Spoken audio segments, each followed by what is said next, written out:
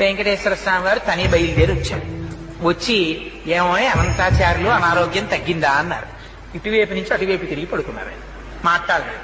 మాట్లాడకపోతే ఆయనే పాపం బల్ల లాక్కుని వెంకటేశ్వర స్వామి వారు కూర్చున్నారు. ఇవన్నీ యథార్థంగా జరిగిన సంఘటనలండి.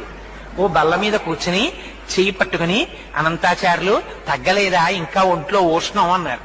అంటే పాపం మీకు ఇప్పటికి తీరుబడి దొరికింది, మిమ్మల్ని నమ్ముకుని కొండ మీదకి వచ్చి ఈ నేల నుంచి పుష్పకైంకర్యం చేస్తున్నాను, 3 రోజులు అయింది జ్వరం వచ్చి పడి మంచాన, వచ్చి నన్ను పలకరించడానికి తీరుబడి కుదరలేదు, వైద్యుల్ని పంపిస్తానన్నావుట, ఏం పాపం నువ్వు వచ్చావేం ఖాళీ దొరికిందా అన్నారు.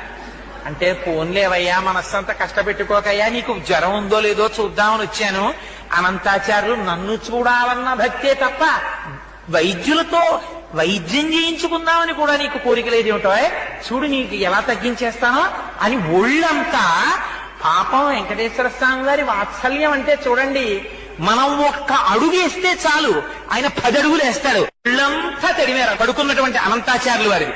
ఆయనకి జ్వరం అంతా తగ్గిపోయింది. లేచి నిలబడి కపాల కాళ్ళ మీద పడ్డారు. పడి స్వామి అలకొచ్చేసింది, ఏం చెయ్యమంటారు, ఎప్పటి నుంచో ఈ శరీరానికి ఉండిపోయిన ఉద్రేకం, అహంకారం, మీరొచ్చినా కూడా అంత కోపంగా మాట్లాడాను, మీరు రాలేదని మనస్సులో ఉన్నటువంటి వ్యగ్రత చేత అలా మాట్లాడాను, మరోలా అనుకోకండి స్వామి, నన్ను క్షమించండి అని ఆయన కాళ్ళ మీద పడ్డారు. అనంతాచార్యులు నిన్ను క్షమించడం ఏమిటో అని పొంగిపోయి కౌగిలించుకుని పాపం గుళ్ళోకి వెళ్ళారు.